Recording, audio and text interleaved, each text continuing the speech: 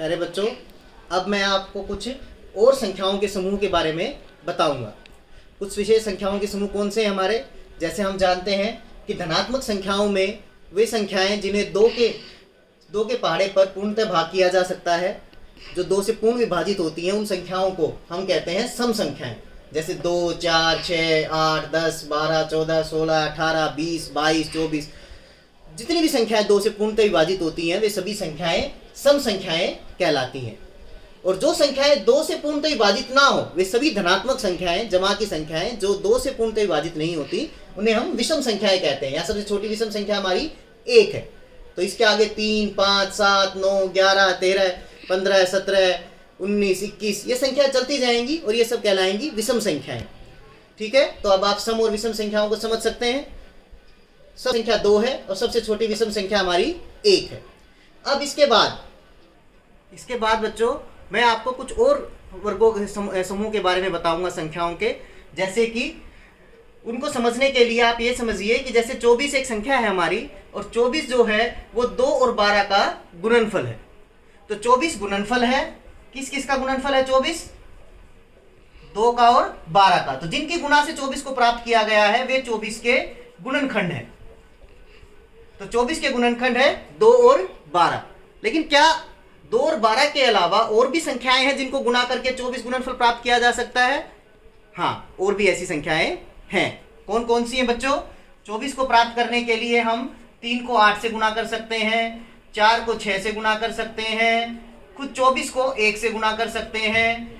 तो इसके अलावा हम देखते हैं कि 24 के 2 और 12 के अलावा और भी गुणनखंड हैं जिनको गुणा करके 24 को प्राप्त किया जा सकता है। तो 24 के गुणनखंड तो कई सारे हमने देख लिए। अब ऐसी कुछ और संख्याओं के बारे में हम विचार करें। जैसे एक संख्या है हमारे पास 7। तो अब बताओ 7 को किस किस को गुणा करके प्राप्त किया जा सकता है? एक तो हो गया 7 गुना 1। तो इसके अलावा आप सोचो, नहीं पाओगे। तो और कोई संख्या ऐसी नहीं है जिनको गुणा करके हम 7 प्राप्त कर सकते हैं। तो 7 के गुणनखंड कितने हैं? 2। और संख्याएं सोच सकते हैं 5 के गुणनखंड क्या होंगे? 5 एक संख्या है जिसको 5 और 1 को गुणा करके प्राप्त किया, इसके भी 2 ही गुणनखंड है। तो यहाँ हम विचार करेंगे सभी संख्याओं के बारे में, तो हम देखेंगे कि कुछ संख्याएं हैं जिनके गुणनखंड सिर्फ 2 हैं, कुछ संख्याएं ऐसी हैं जिनके गुणनखंड 2 से अधिक हैं। तो यहाँ हम देखते हैं जिन संख्याओं के गुणनखंड 2 से अधिक हैं उन्हें हम कहते हैं भाज्य संख्याएं, और जिन संख्याओं के गुणनखंड 2 हैं सिर्फ उन्हें हम कहते हैं अभाज्य संख्याएं। बच्चों, जैसे मैंने अभी आपको बताया ना कि जिन संख्याओं के गुणनखंड सिर्फ 2 हैं उन्हें हम कहते हैं अभाज्य संख्याएं। तो सबसे पहले हम कौन सी अभाज्य संख्या लेते हैं जिसके 2 गुणनखंड है? वो है 2। 2 के बाद 3, 5, 7, 11, 13, 17, 19, 23, इस तरह से और भी संख्याओं के बारे में आप देख सकते हो जिनके सिर्फ 2 गुणनखंड है। इनका गुणनखंड एक तो ये स्वयं खुद है और एक है 1। तो जिनके 2 गुणनखंड होते हैं वे हैं अभाज्य संख्याएं। और वो संख्याएं जिनके गुणनखंड 2 से अधिक हैं, जैसे आप देखोगे 4, 6, 8, 9, 10, 12, इसके बाद 14, 15, और इसके अलावा आप देखते जाओगे और भी संख्याएं जो अभाज्य नहीं है, वो सब की सब क्या है बीच में आप देखोगे आगे, वो सब की सब भाज्य संख्याएं हैं।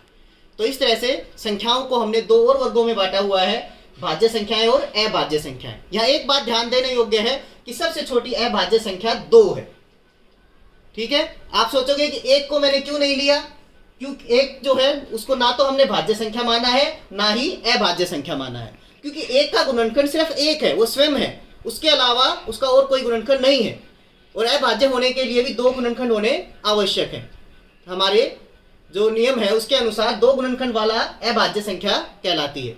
तो इसलिए 1 ना तो भाज्य है ना ही अभाज्य है। सबसे छोटी अभाज्य संख्या 2 है और सबसे छोटी भाज्य संख्या 4 है।